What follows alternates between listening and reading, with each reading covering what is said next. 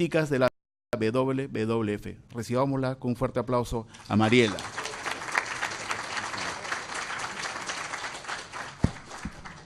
Bueno, muy buenas noches. Gracias por la invitación. Gracias también por el orden, porque mi presentación es un poco el contexto de lo que pasa en la energía a nivel global, a nivel nacional, y obviamente me voy a permitir, ya que me han invitado, a dar unas conclusiones y unas recomendaciones. La pregunta es bien ambiciosa y me gustó, y creo que por eso cuando vi la pregunta dije, bueno, ¿por qué no estar con gente que no necesito convencer? Porque si estamos creando una institución que está pensando en el cambio climático y la transición energética, entonces yo simplemente vengo a entregar información. Ya ustedes están convencidos, al menos están súper interesados en trabajar en el tema. Y como WWF, pues simplemente me quiero presentar como un actor más, como un compañero en este, como dice Franco, en esta... Me imagino que ha tenido tantos años de trabajo y que de verdad que es muy loable, que es acompañarnos en el esfuerzo de empezar a tener un país diferente, competitivo y además, ¿sabes qué? Finalmente con ganas de hacer con nuestra gente. Entonces, yo les voy a contar un poco cómo va a nivel internacional, la urgencia, que es un poco con el IPCC, después, qué es lo que se tiene que hacer, y hay como dos consejos que nos dan los técnicos, la mitigación y la adaptación. Después, un poco, en resumen, la política energética, aunque Franco lo ha hecho perfecto, las conclusiones y mis recomendaciones. La urgencia, y lo que recojo aquí, son como los 3 mensajes claves que dio el líder del IPCC, el panel intergubernamental, que son los técnicos mundiales que están diciendo que algo está pasando con el clima. Entonces, finalmente, en el 5º informe del IPCC se resaltan esas tres temas claves. La influencia humana, o sea, finalmente tenemos que asumir que es mucha nuestra culpa que el sistema climático está cambiando y que tenemos que actuar con rapidez y decisión. Actuar con rapidez y decisión. Y eso es un poco difícil en los gobiernos, ¿no? Las decisiones toman un poco, pero finalmente los técnicos a nivel... Desde los técnicos representantes de la comunidad internacional nos dicen, actúen rápido y porque ya los resultados pueden ser muy, muy desastrosos.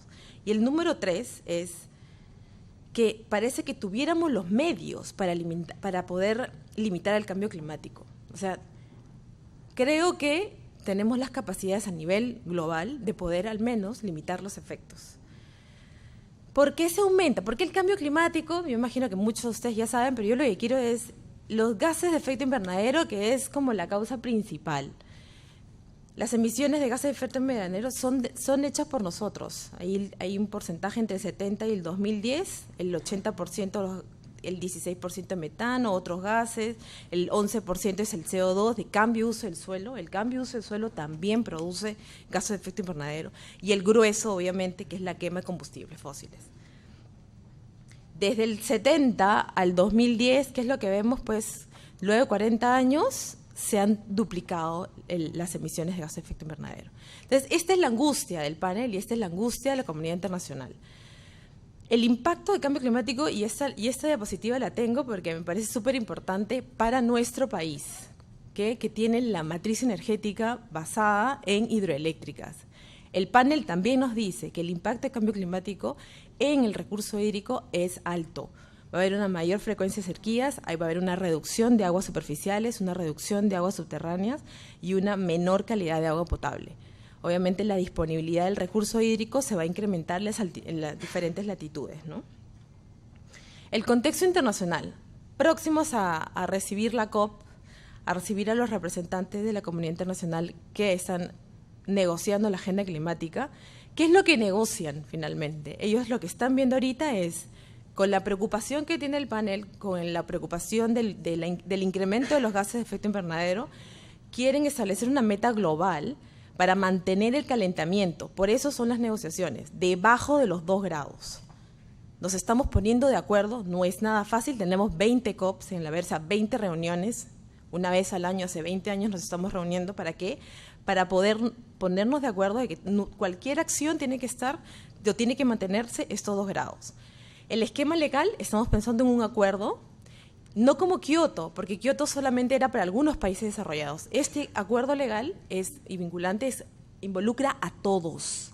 Y cuando digo a todos, incluye Perú, por ejemplo, que nosotros no tenemos una contribución considerable de los gases de efecto invernadero, pero necesitamos cambiar nuestro esquema de crecimiento económico. Tiene que ser bajo en carbono. Entonces, ¿qué nos está demandando este contexto internacional? Nos está demandando la definición de unas contribuciones nacionales, unos compromisos nacionales ante este espacio internacional. Eso quiere decir que nos tenemos que poner de acuerdo dentro del Perú a unas métricas, a unos porcentajes que van a ser asumidos como nuestros compromisos internacionales en el marco de la Convención. Cambio climático, esto es un poco para que sepan que es las dos caras de la moneda.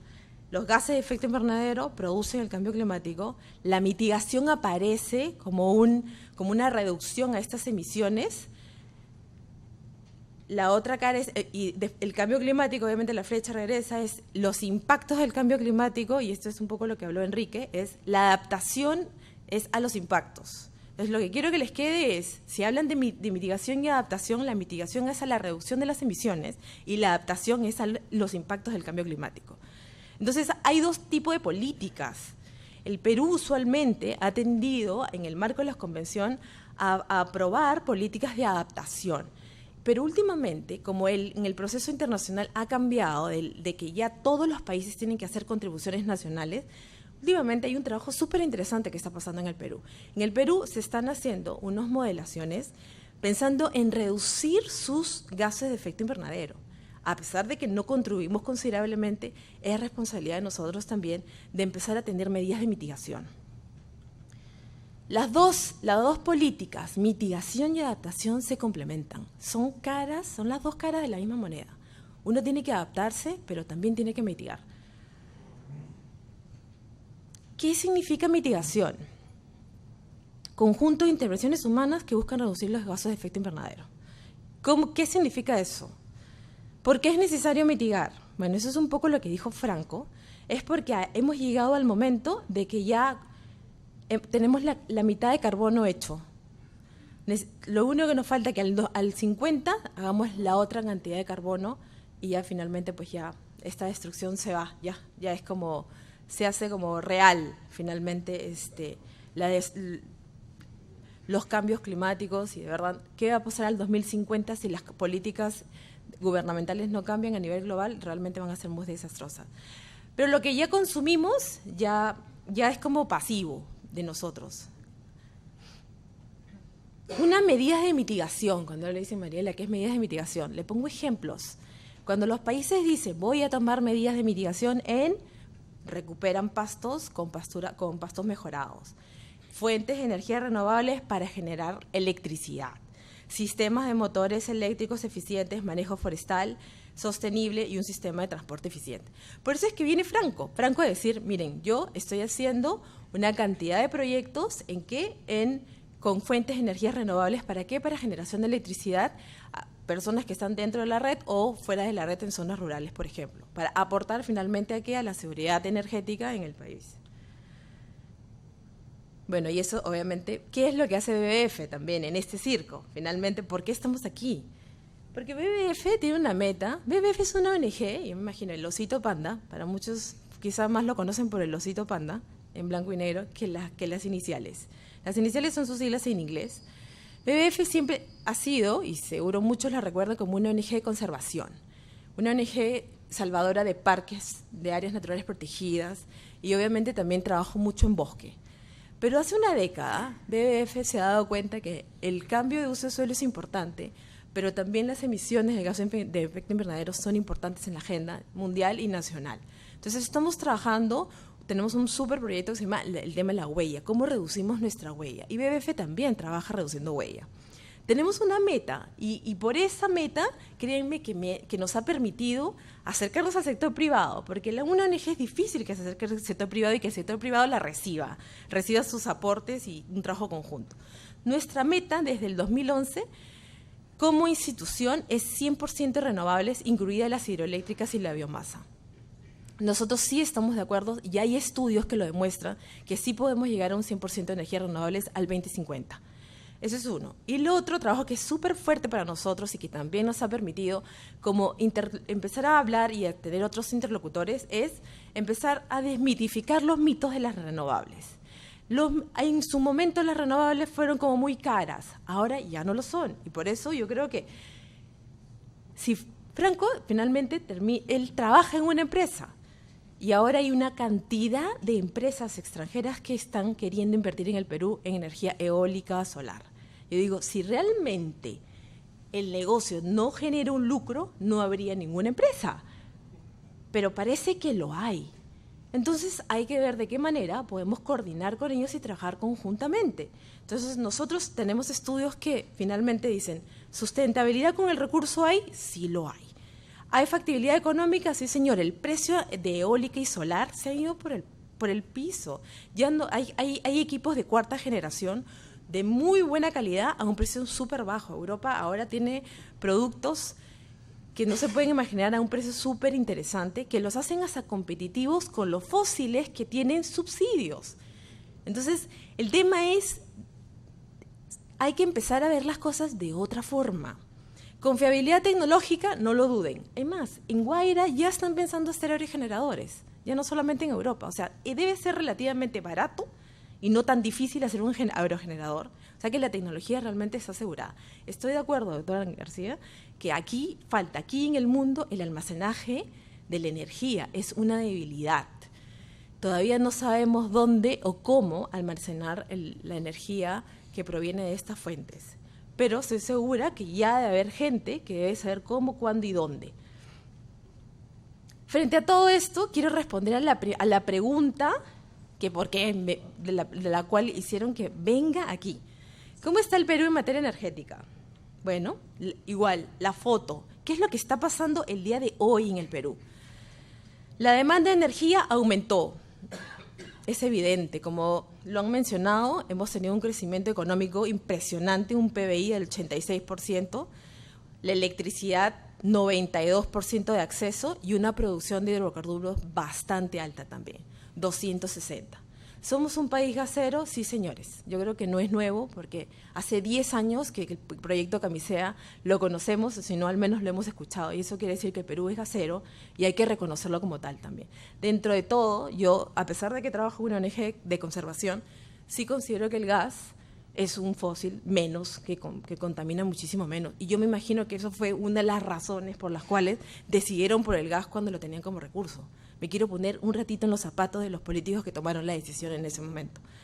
El suministro de energía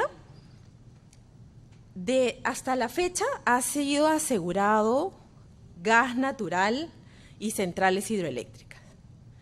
Hasta ahí. Esa es la matriz energética que tenemos hasta ahora, principalmente. Sí estamos importando todavía crudo de petróleo, todavía importamos crudo a pesar de que tenemos gas, pero no la infraestructura suficiente para como cubrir toda la demanda nacional y obviamente nuestras centrales hidroeléctricas que felizmente las tenemos, grandes, yo sé que han generado mucho impacto ambiental y social también, pero están ahí y nos abastecen de energía. Y también, sí es cierto, y también lo mencionó Franco, un ligero porcentaje de renovables no convencionales. Ya estamos al sur. Váyanse al sur. Si pasan por Marcona, van a encontrar un parque hermoso hecho por una empresa española que se llama el Parque de Marcona.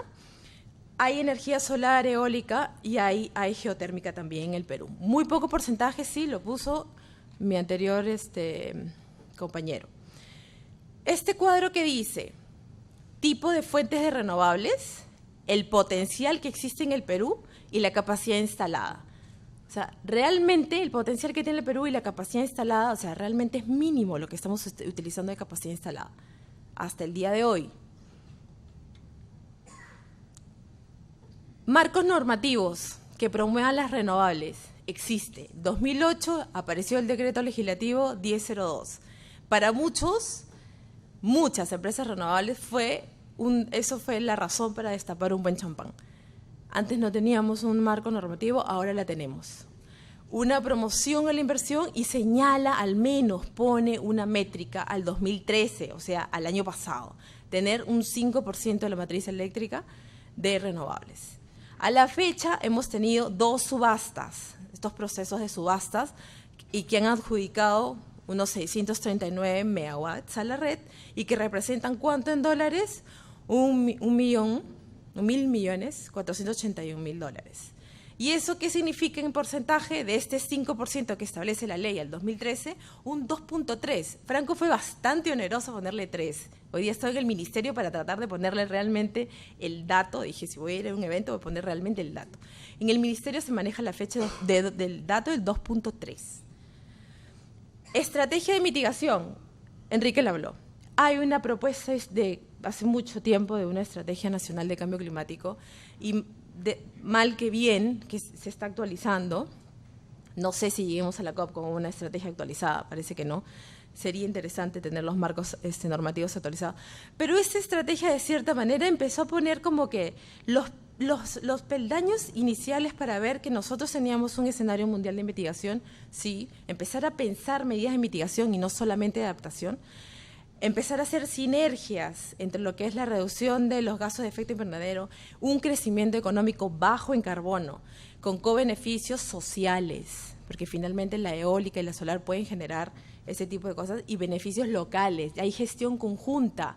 Ya los eólicos se ponen a pensar de que por la capacidad y el potencial de viento en el Perú, quizá no necesariamente sea una la zona que tenga el proyecto, sino entre dos gobiernos regionales. O sea, ya se ha generado un modo de pensar diferente que hace unos cuantos años atrás no lo teníamos. Propuestas de mitigación. En la mesa, señores, tenemos propuestas de mitigación que se llama el proyecto Plan CC. 2 años de trabajo, es un proyecto, son propuestas, necesitan ser validadas, pero al menos hay un grupo de gente liderados por el Ministerio del Ambiente y otros ministerios que han hecho un trabajo interesante, académico, y que las medidas te empiezan a decir que sí es factible en el Perú combinación de energías renovables. Se puede modernizar las centrales térmicas a tal tiempo con un costo determinado. Y así vas a empezar. Todas estas medidas tienen un número de reducción de carbono. Generación distribuida fotovoltaica. Necesitamos una generación distribuida. Red eléctrica inteligente, que abarque al mix de energías. Interconexión eléctrica entre los países andinos. Hay una norma que dice que los países andinos deberíamos colaborar en caso de escasez hídrico o por alguna emergencia. Entre países andinos es literalmente pasarnos el cable. Perú y Ecuador están generando un proyecto binacional, pero funciona con nuestros vecinos. Plan nacional. Como lo mencionó Vanessa, el 18, el Ministerio de Energía y Minas presentó una propuesta de trabajo y yo realmente me siento dentro de todo orgullosa porque el Ministerio de Energía y Minas antes de la COP al menos se presenta con un plan de trabajo y con una métrica al 2025. El contenido no necesariamente puedo estar de acuerdo, ¿no? Pero creo que el sector estaba en la obligación, como los otros sectores también, de correr un número. ¿Por qué? Porque el contexto internacional lo amerita. Si nos estamos sentando a negociar, los países ya están diciendo qué cosa es lo que van a hacer y a cuánto se van a comprometer. Creo que ese sector lo podría hacer y lo ha hecho. En una propuesta que todavía no es vinculante, es cierto, Vanessa, pero creo que ya se han sentado a sumar y a restar. ¿Qué es lo que dice este plan que yo resalto? 1, ya están preocupados. ¿Por qué? Porque sí quieren asegurar el abastecimiento, quiere que sean confiable y oportuno. 2, ven a un Perú competitivo en precio. Un Perú competitivo porque tiene que tener seguridad eléctrica para un crecimiento y quiere seguir creciendo.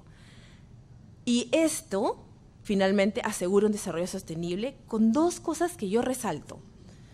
Puede tener otras cosas que no, pero yo resalto 2. Diversificación de la matriz energética, que es una obligación que tiene la Convención y que el Perú también lo está haciendo. Gas natural, y ahí corrijo, diversificación de la matriz energética eléctrica. Gas natural, 40%, energías renovables, 60%. Ahora, cuando yo digo energías renovables para el Perú, incluyendo hidroeléctricas. ¿Cuánto por ciento de hidroeléctricas tiene 60% al día de hoy? Un 54%. O sea, que quiere decir que un 5 o 6%, que es un 5 o 6% de lo que existe ahora. Pero eso estamos pensando al 2025. Y lo otro, que el país se ha puesto a pensar a corto, a mediano y a largo plazo, que necesitamos una inversión en algo, en infraestructura. Infraestructura que no lo puse aquí, de verdad que me olvidó, pero aquí esta infraestructura está pensada en el sector que Franco dijo, transporte, donde más consumimos, donde más se queman los fósiles. Están pensando en infraestructura de largo consumo y de largas distancias y a gran escala. Al menos se han puesto a pensar de cómo pueden cambiar la matriz energética y generar cambios o iniciativas diferentes. Mis conclusiones, y con eso ya acabo. ¿Urge tomar medidas para enfrentar el cambio climático? Sí. ¿Por qué? Porque tenemos que cumplir con nuestros compromisos internacionales. Nos guste o no, hay una convención, nos estamos reuniendo, el gasto público de cada uno de los países que son miembros de esa convención lo amerita. Entonces creo yo que urge. 2, ¿hay avances considerables en las propuestas de medidas de mitigación a nivel nacional? Yo creo que sí. ¿Que falta más participación en conversar esas medidas de mitigación? Sí, pero hay unas que realmente se pueden hacer a corto, mediano y otras a largo plazo. ¿Hay una matriz, nuestra matriz energética es limpia para el 2025? Sí. Si yo me comparo con otros países, eso hay que reconocerlo. Si yo me comparo con otros países, el 60% es hidroeléctrica, independientemente de la gestión, que hay que mejorar, yo sé. Que hay que levantar los estándares sociales y ambientales, yo sé. Pero somos agua. Y me parece interesante empezar a pensar en medidas, en matriz que el gas sea complementario, en una red que sea complementaria entre gas y agua. La otra es las energías no convencionales. Yo que ahora soy una enamorada de las energías no convencionales, me he dado cuenta que desde el 2008 al 2014 no han tenido mucha vela en esta fiesta. Seguimos de 2.3 al 3, no llegamos al 5, la norma dice hasta 5, y yo creo que 5% es poco ambicioso en nuestra matriz energética, con tanto potencial y con tanta inversión, porque les digo, hay mucho interés en el sector privado en invertir en renovables. Respondiendo a la pregunta, cambio climático, transición energética, ¿el Perú está preparado? Y esta es la típica pregunta de examen de cuando uno termina un curso, pues, ¿no? Es sí y no. Sí, porque al menos se han hecho la tarea de sentarse a pensar. Y yo creo que eso es digno de resaltar. No sé si la COP, yo creo que es el contexto internacional que ha hecho una cierta presión para decir, al menos creo que podemos ir por aquí. No sé si estamos cerrados, pero al menos tenemos un porcentaje que nos dice, somos hidroeléctricos y hay que seguir por aquí, y somos gaseros y ahora hay que trabajar, que hay que analizar, que hay que tenerle fondo a eso, es verdad, pero ya estamos dibujando nuestra matriz energética y ¿saben qué? Nos estamos sincerando también, que es importante. Y el no es, claro, la fecha es hoy, pero si yo estoy si esta reunión la lleváramos al 2015, ahí sí les diría, ojo, con unos cuantos más allá, yo estaría más vieja, pero seguro regia. Pero le digo también que el estrés hídrico de los impactos del cambio climático deben ser mayores. Entonces, quizá nuestra matriz energética en hidroeléctricas nos estaría llamando la atención. Entonces, creo que es momento de ponernos a pensar en escenarios a corto, a mediano y a largo plazo. Escenarios que yo entiendo a los políticos, es como, no me cuentes cosas después de mi periodo presidencial, eso ya no es mi responsabilidad. Yo creo que hay algo que yo sí, cuando era chiquita y trabajaba en la Defensoría del Pueblo, esa idea del acuerdo nacional fue importantísima en el Perú. Yo creo que hay que pensar esta agenda climática, y con eso llego a mis recomendaciones. Ese tipo de cosas están ameritando. Yo soy ambientalista, sí, me reconozco ambientalista, pero ahora cada vez menos romántica con el tema, ¿no? Más real. Esta coyuntura, esta agenda climática nos está obviamente exigiendo la toma de un paquete de acciones a corto, mediano y a largo plazo. Ya hay en la mesa algunas propuestas corridas. Y los técnicos y los políticos deberían sentarse a escuchar esas medidas porque son medidas corridas con base técnica. No ni en romanticismo ni porque queremos el medio ambiente, no. el convenio internacional nos pide acciones antes del 2020 y acciones hasta el 2050. Más fácil es el 2020 si casi todos los países están haciendo números. Lo que hizo Estados Unidos, lo que ha hecho Estados Unidos con China son pre-2020, porque son políticas que pueden hacer. Al 2050 nadie se atreve y el acuerdo global es al 2050. Quizá por eso nos trae problemas y nos demoramos en la negociación. Nadie se atreve a asumir un compromiso en el 2013 que va a pasar en el 2050. Es entendible, pero hay que asumirlo. Es parte de nuestra responsabilidad.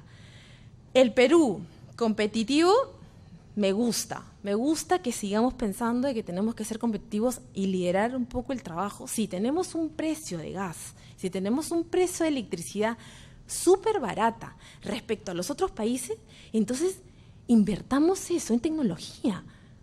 ¿Por qué si hay otros países que pagan 3 veces más? Tienen mayor tecnología, o quizá porque no tenemos la necesidad, no lo hacemos. Debemos pensar exactamente lo contrario. Si nuestro precio de electricidad es barato, entonces deberíamos ser más competitivos. Siguiendo, mitigar los efectos de cambio climático. Sí, por favor, cuando digo hay que ser más competitivos y hay que mitigar los efectos de cambio climático, ¿por qué?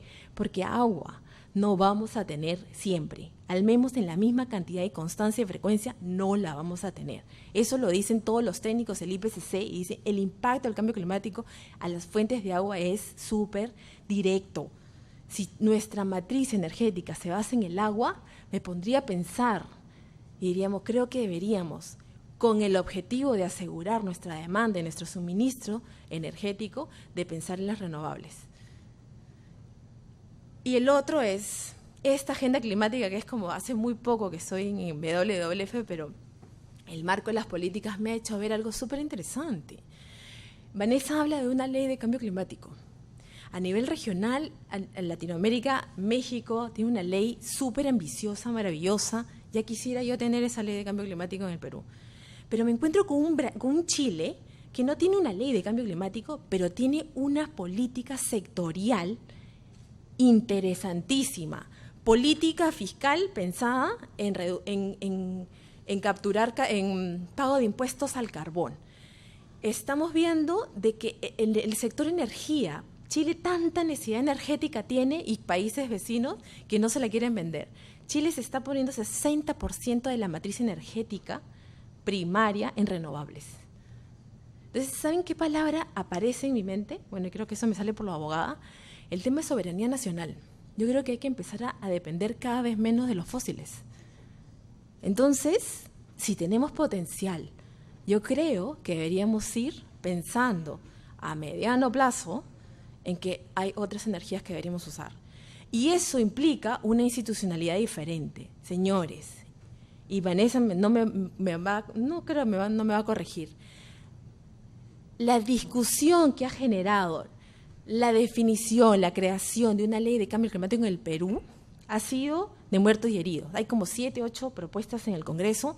Todos los congresistas han llegado con una propuesta, al menos 8. Y es increíble, porque yo digo, la agenda climática ha empezado por un sector, que es el de medio ambiente. Pero ahora vemos a 7 congresistas con propuestas climáticas, con propuestas de ley general de cambio climático, que espero yo sean vinculadas o que al menos se hayan acercado al sector. Y yo digo, si hay interés legislativo, pero yo veo, la mesa es congresistas con propuestas, sector ambiental con una propuesta estratégica, sector minero con sus propuestas de mitigación. Lo que yo veo en la mesa, y ahí la foto es perfecta, lo que no veo es el vínculo entre sectores. La agenda climática definitivamente es una agenda diferente, que nos está haciendo pensar diferente. Y que le digo, a los políticos les digo, van a tener que ser más originales, muchísimo más. Porque tienen que conversar entre energía, transporte, no solamente medio ambiente. Medio ambiente es uno de los sectores, pero principalmente es energía, transporte, el manejo de residuos sólidos. ¿Dónde lo dejamos? O sea, también entre ciudades. Aquí es como, justo aquí está en esta reunión está una persona que quiero mucho, Nicole, que trabaja en mi equipo. Vamos a trabajar la huella en WWF, que era ¿con quién trabajamos? No, es que con ambiente, no, ya no es con ambiente, es con energía, es con ciudades sostenibles. O sea, los actores de las agendas es mucho más diversa. ¿Y eso qué implica? Menos ego entre sectores, más coordinación.